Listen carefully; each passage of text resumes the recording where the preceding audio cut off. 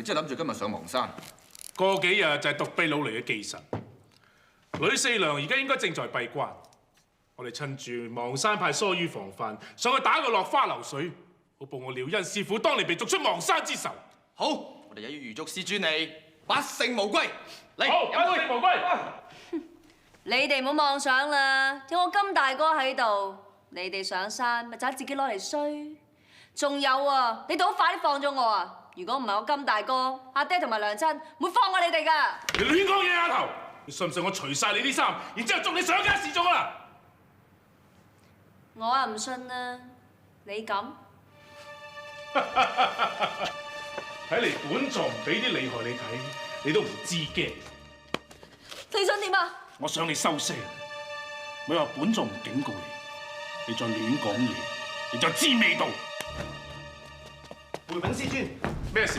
奉師尊之命，小人到邙山打探，得到一個消息，就係邙山派掌門呂四娘日前已經身亡。咩話？呂四娘已經過咗身？呢個消息可唔可靠？點解呂四娘無端端會過身㗎？消息千真萬確，邙山派正為呂四娘辦理身後事。今次真係天助我也！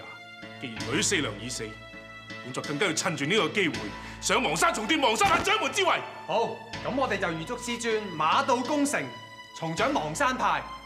好，到時本座一定封你哋幾位為護法，助本座掌管邙山派。多謝師尊。師尊，呢個丫頭，我哋點樣處置佢好啊？既然邙山掌門之位已經係我哋囊中之物啦，呢個丫頭留喺度都冇用。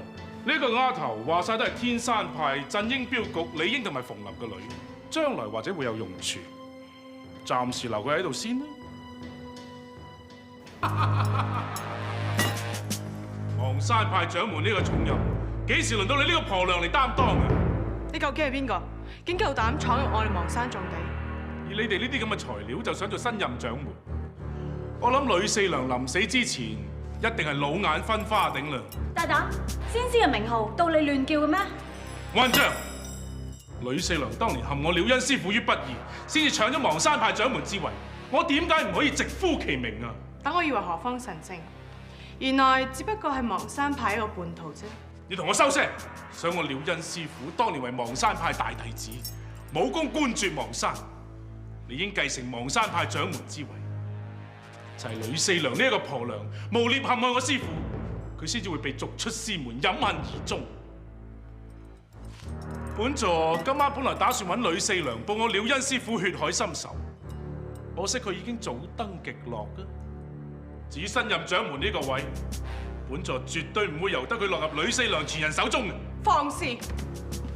廖恩當年出賣祖師，早應被逐出師門，與我哋邙山派毫無關係。你憑咩奪取掌門之位？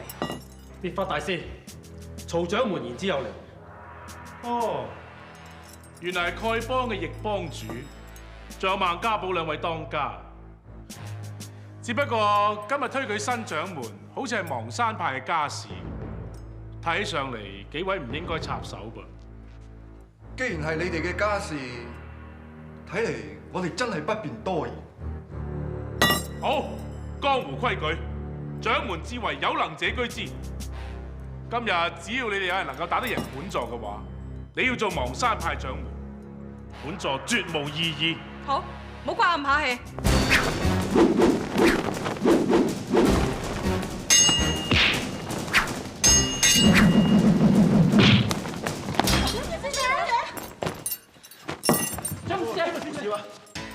滅法老兄，你嚟爭掌門做啫，使唔使咁重手啊？點啊？仲有冇人唔服？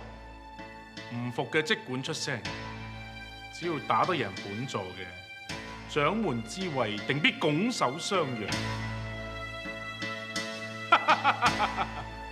你哋冇人出聲，咁掌門之位就係本座噶啦噃。咪住！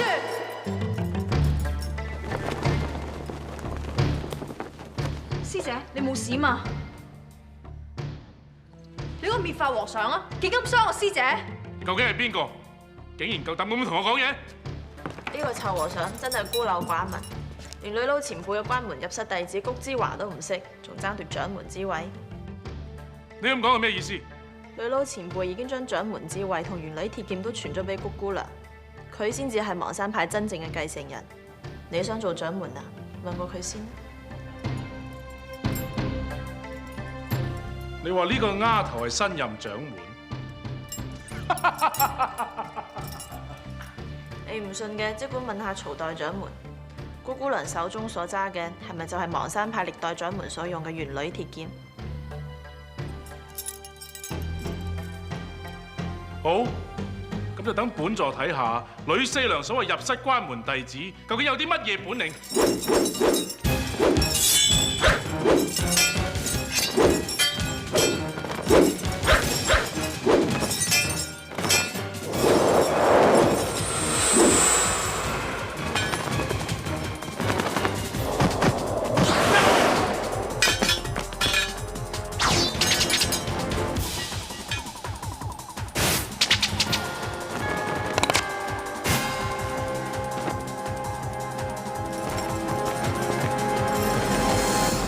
之華，咩鬼地方嚟㗎？點解行極都行唔到落山嘅？咦？點解陣間飆嗰個丫頭嚟呢度嘅？好奇咩？憑嗰兩隻流落啊，可以綁得住本小姐咩？唉，唔好喺度講咁多嘢啦，我哋趕時間落山啦。阿大師啊，下隻見都未再想走冇咁易。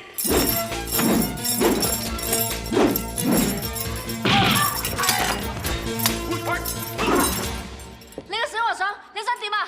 喂，你好行開咯！今日真係冤家路窄。金世為呢個小子壞咗本座嘅好事，而你哋同佢係同一路嘅，今日一於揾你哋嚟一泄本座心頭之恨。大師請埋。楊赤虎，本座同萬家寶向來素無瓜葛，你唔係想多管閒事係嘛？大師誤會啦，楊某絕對無意干涉大師同邙山派之間嘅恩怨，我只不過係想同大師你傾一單買賣。買賣？乜嘢買賣？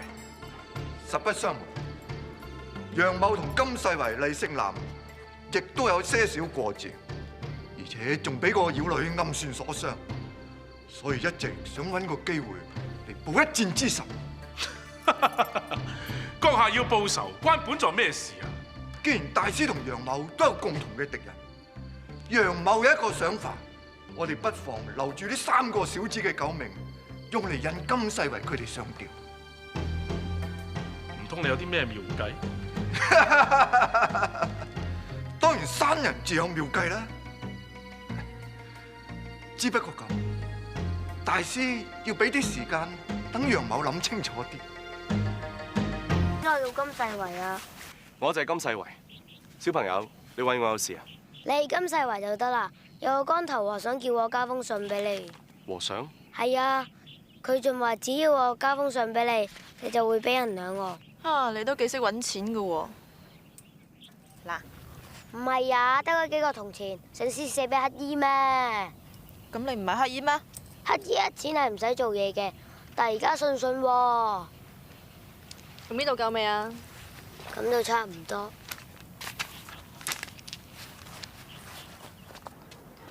封信邊個寫嘅咧？睇下咪知啦。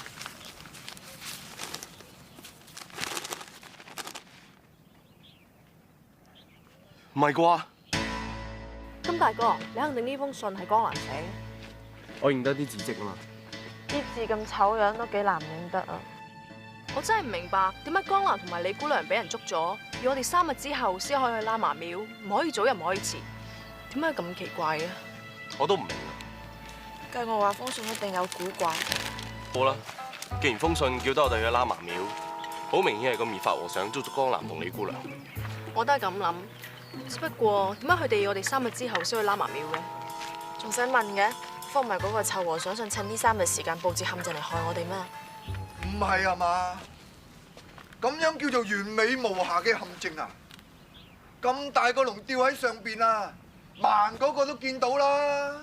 小子，你玩咩花樣啊？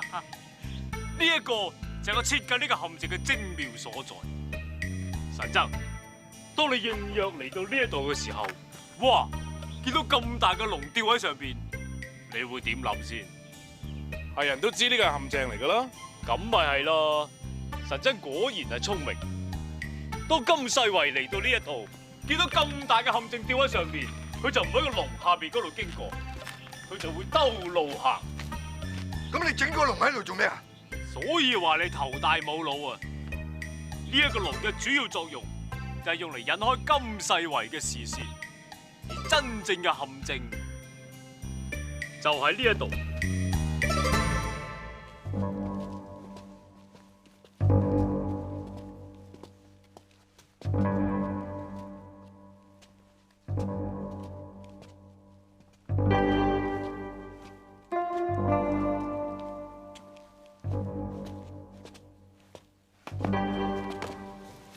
既然封信叫我哋3日之後嚟喇嘛廟呢度，冇理由一啲線索都揾唔到喎。你都識講啦，佢叫我哋3日之後嚟，點會3日之前就留低線索俾我哋啊？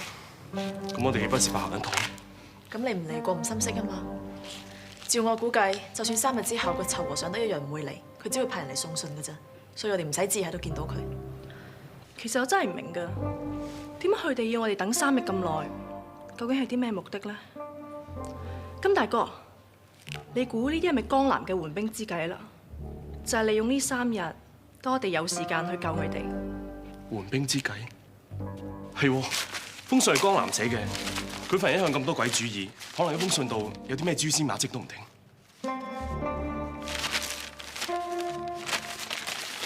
嘥氣啦，佢邊有咁聰明？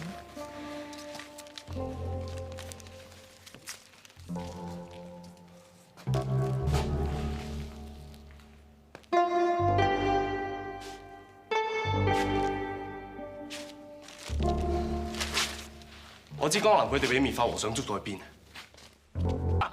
好計就好計啦，不過可惜遲咗些少。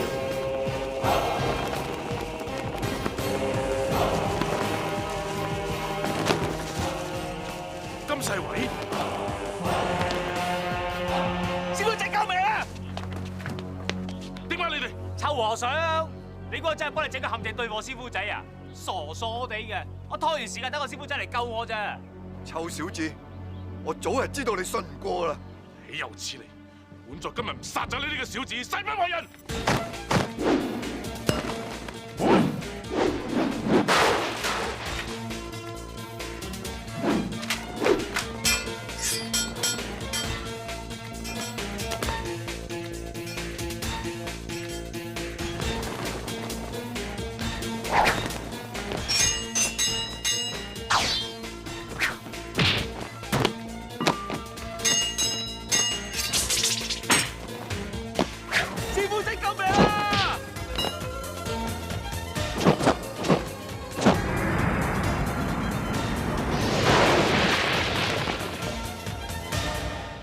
金世維，究竟毒龍尊者同你有咩關係？點解你會識毒龍神功㗎？唔怕話你知，毒龍尊者就係我師父。等我仲以為你係師承咩名門正派，原來你師父就係出賣武林同道嘅卑鄙小人。你亂講！我師父當年只係被奸人所害，我一定會揾出邊個教我俾我師父，走遍天涯海角，我都一定會揾到呢個人，還我師父個清白。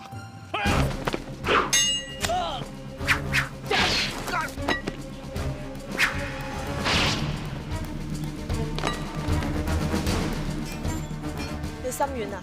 對付呢啲人一定要斬草除根，唔可以有婦人之仁。如果唔係，死嗰個就係你啊！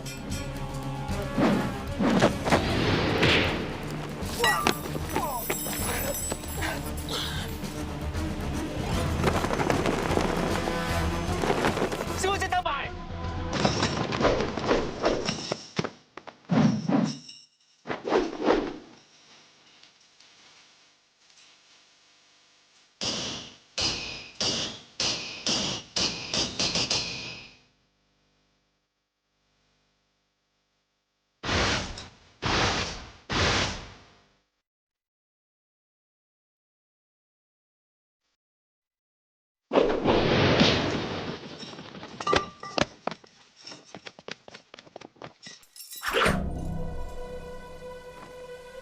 唔使兩頭望啦，臭和尚，投降啦！你睇，你就得啦咩你？哼，大不了咪同歸於盡，本座驚都未驚過。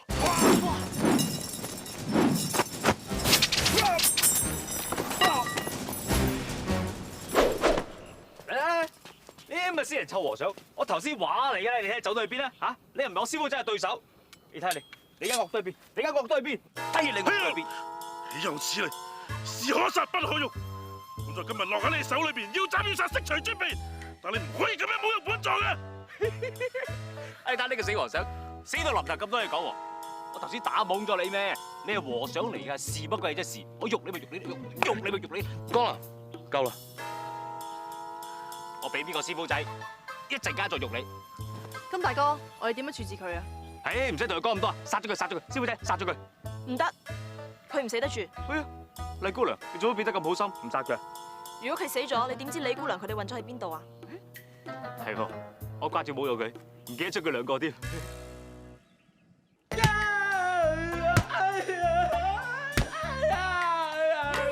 你個鬼殺咁嘈啦，全隊人心都煩晒啊！哇！我個腳骨俾你咁樣敲翻唔嘈有鬼啊！咁要打通啲經脈噶嘛？打通啲經脈喎，你敲咗幾下都敲唔到，你俾我打下。我唔知嗰啲穴位喺邊，咪絕樣試咯。試下喎，你試咗啲啊嘛？哎呀！如果我哋唔打通啲經脈啊，到時嚟唔切通知金大哥，萬一佢真係中咗嗰個肥佬和尚嘅計，我哋啊就會俾嗰個死光頭仔同埋嗰個淫賊楊赤虎咧去魚肉喎。你想唔想生不如死啊？生不如死啊！哇，唔係啊，我師妹嚟啊，敲啦，唔好理啊！嗱，咁係噶啦噃，你準備好啊嚇！準備好啦！哎呀！金大哥，行翻兩步啊！唔係我用多你兩嘢啊，肥和尚！你個衰人，我今日要殺咗你！師姑娘，你誤會啦！我冇誤會，就係呢個衰人貪心怕死，加埋呢個肥佬和尚出賣我哋。我今日唔殺咗你，我唔識你！李姑娘啊，今次全個江南機警假意投靠呢個滅法和尚，再喺封信度留低線索，我哋先有機會揾你嘅咋。本座睇得好清楚，封信根本就冇咩線索。呢個故事就係教訓你，凡事唔可以睇表面。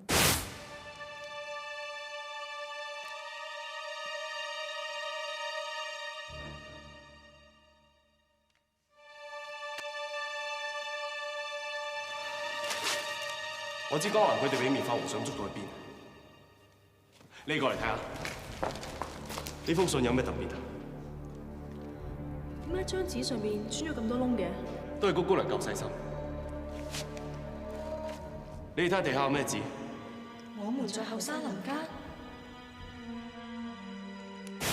江兄，你呢隻衰嘢都算鬼馬啦！等我仲以為你貪生怕死、賣友求榮添。真係好彩我夠機警，用苦肉計咋。如果唔係你兩隻嘢，咪死喺佢手上。做咩啫？最後啊，咪全靠金大哥及時趕到。咁大家平安無事咪好咯。係咧，金大哥，我哋點樣處置呢個和尚好啊？殺咗佢，免留後啊！好啊，師傅仔，殺咗佢！呢啲人佛口蛇心，殺佢！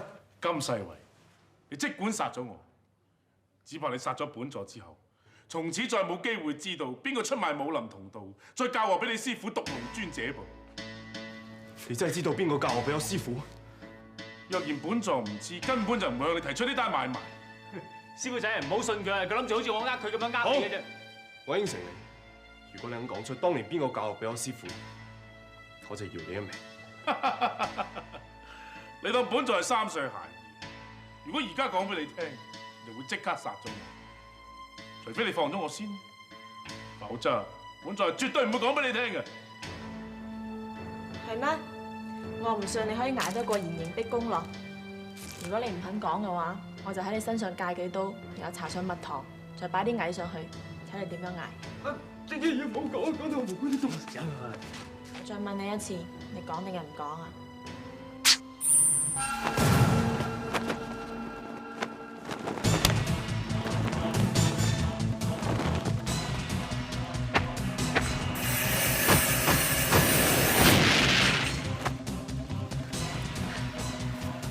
有冇走得咁快嘅？真係激氣啊！咁都俾佢走啦，我哋繼續追。唔好啊！嗰個都唔知係咩人，又有啲咩同黨，你就咁追佢好危險㗎。冇錯，麗姑娘你講得啱。正所謂窮寇莫追，只要個滅法和尚一日未死，金大哥你一定有機會問個明白㗎。